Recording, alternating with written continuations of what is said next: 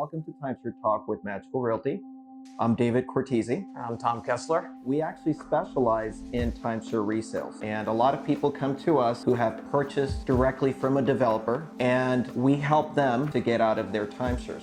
So one of the ways that a really great sales guy will hook some customers into buying a timeshare is they will tell them, they use different tactics. People fall for it. Tom, what is one of the most successful tactics that a sales guy will use on a client to get them to buy a timeshare? Yeah, Dave, great question. There's just a lot of psychological research that has gone into this model, this sales model. And one of the things they've learned is that the fear of loss is really powerful. And what they'll do is they'll tell people, if you leave today without buying, I'm sorry. So you can't buy it if you come back. So we're gonna start off, the price is gonna be high. We're gonna drop it. You're gonna talk to a couple of different managers. They're gonna come over the table. They're gonna drop the price. This is predictable because they do it every time. They're gonna come in and drop the price, and all of a sudden something that you really liked before, because let's face it, timeshare is a really good product. Something that you really liked before, but at a price you knew you couldn't afford, is all of a sudden coming down into the range where all of a sudden, oh my gosh, we might be able to afford this. Yep. But if you walk out the door, if you leave today without buying, I'm here to tell you this price drop of $7,000 is gone. You won't get it if you come back in now. Or they offer you the points. Hey, we'll give you 1,000,000 bonus points, whatever it is, if you buy today. Otherwise, if you walk out that door, you'll never get this chance again. So there's that fear as well. The fear of loss. Dave, didn't you go on a timeshare presentation once before you were in the business? I did, Tom. Thank you for asking. So, yeah. What was it like? It was fantastic. No, it wasn't. So before I started working in the timeshare industry, Sharon and I, we went to Vegas. We were walking down the strip, and what do you call those guys? The hookers. The hookers. Okay. Don't think of them that way. But these are the guys that their job is to get people to go to the timeshare presentation. So one of these. I don't want to call them that. OPCs is what they're known as. OPCs, grifters. Well, they call them OPC. I don't know what it stands for, but basically they stand in a booth and they'll give you they'll tell you, $100 certificate. So we're walking down the strip in Vegas. This OPC person stopped us, said, hey, we will give you 2 tickets to go see Cirque du Soleil. Now, if you know Cirque du Soleil, all those tickets are usually like $80, $90. They were going to give us 2. Wow. And so I was like, yeah, I already know what goes on at times. I didn't want that. Sharon, of course, said, no, let's do it. We can just tell them no. We'll just go on it. We'll just tell them no. And the OPC even told us, he said, I don't care if you buy, just go on the president. I get paid if you go. So you'll be doing me a favor if you sign up for this. Yeah. So we're like, okay, fine, we'll go. We show up the morning of the presentation. They had us fill out a questionnaire. And the questionnaire had 1,000,000 questions, such as, where do you dream of going on vacation? How often do you vacation? What time of year, et cetera, et cetera. I didn't realize that I was filling out information that they would be using against me later. So we go through the tour.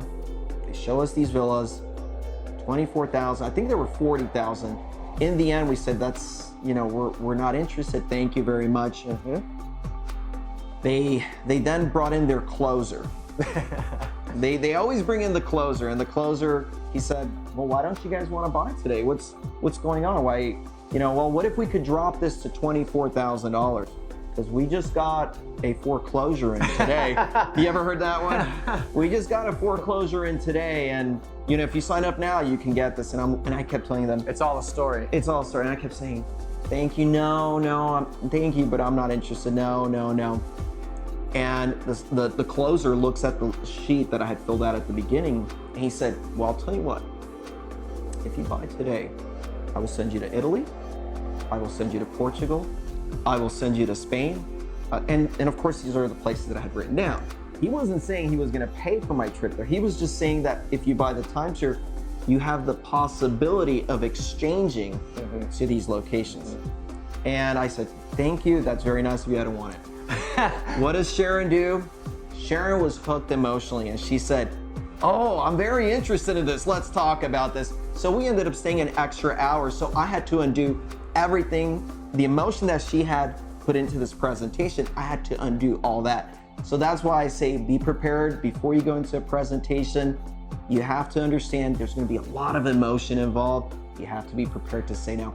One of the other things, Tom, that I recommend, if you're gonna go and sit down for a timeshare presentation, use the word resale. The timeshare guys, they hate that word, because if you're familiar with the resale market, if you know that timeshare resales exist, they're not gonna waste as much time on you, because it's hard for them to convince you to spend $24,000 on something when you already know you can get it for $1,000. So just throw that word out there. When you're on a timeshare presentation, use the word resale. It'll save you a lot of time. So there's logic and there is emotion, and the logic takes place in qualifying the person who's going on the timeshare tour. The logic comes into play. How much money do you make? Are you married? How many children do you have? They're looking at your wherewithal to see if you are qualified to potentially buy. And they know exactly who qualified. They have a picture. There's an image of the typical customer for a typical timeshare developer, and they all know who those people are. So the logic takes place in qualifying you. And then once that qualification process is done, it's all emotion once you're at the resort. Let's say you do decide that you want to buy. Something else you got to be prepared. You have to know going into these presentations is the developers, they make good money from selling you that timeshare, but they make even more money when you finance it. So when you finance a timeshare, the interest rates are a minimum 11%. Typically, the average is about 14%. I've seen developers, like clients have sent me their notes, and I've seen that they were paying interest rates of 20% on these timeshare purchases. So, and many times, Tom, when you buy a timeshare from a developer, some of them are a little snaky, and they don't tell you that what you're financing is interest only. What you're paying is interest only. These are interest only loans. I didn't know that. Yeah, there's some developers that they will actually give you an interest only loan. At the end of 10 years, you think you've paid it off, you still owe the original amount. So be very careful, be prepared, understand some of these things. And at first, you've got all that excitement going in, you're buying this timeshare, you just jumped into the pools, you had a great time. But then when you get home, you get that first payment, that first installment that's due.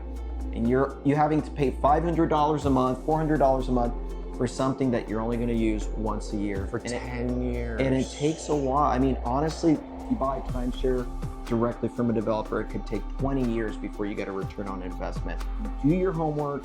If you're interested in if you're thinking about maybe buying a timeshare on the resale market, contact us. We'd love to talk to you.